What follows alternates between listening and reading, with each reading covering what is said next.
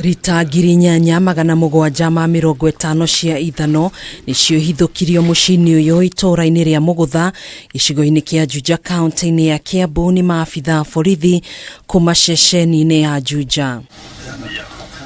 Ethanol ĩno ihithukĩtio thutha wa MUINGI kuma itũra-inĩ rĩrĩ gũkunyĩra maabitha borithi kũrũmĩrĩra mĩhang'o ya gwĩkũĩrwo ĩrĩa mareyonagĩre gĩtwarithio na mbere mathaa-inĩ ma utuku. Ni jengo ambalo limejengwa kwa urefu kiasi, ni manake ni kwa kuficha zile vitendo ambazo zilikuwa zinafanyika hapa. Akihura ndeto ĩno mũkonde kamanda wa borithi kaunti-inĩ ya KIAMBU MUCIRI ni ugĩte mahithukirie njohi ĩno ĩkĩrĩtwo nduramu-inĩ 35 kũrĩa oro nduramu ĩrĩ na ũhoti wa gũkua rita 250 cia Ethanol ĩrĩa nĩ ya mũigana wa ciringi mirioni 70. It was able to trickle down to us through that spirit of multi-agency. Ethanol is the basic raw material for making alcoholic products.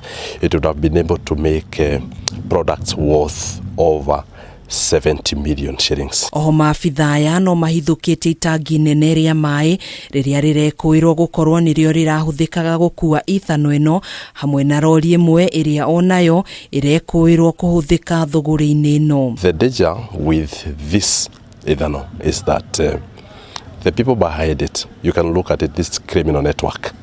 The people behind it would not really mind how this alcohol product is produced, and the standards are not observed. Kuhana ũguo gũtirĩ mwĩkũĩrwo ono ũmwe wĩkĩtio ngono gũkũ thuthuria wa gwethana na ene Ethanol ĩno ũkĩambĩkwo. As to the final details of what was happening here, this is also subject to further inquiry, further analysis, and then at the end of the day we'll be able to come up with a proper report on this. MUCIRI ni ugĩte no mathiĩte na mbere na kwararamia neti ciao kũndũ gũtiganĩte nĩguo kũhukia kaimana thũgũrĩ ya wendia wa njohi ngananie.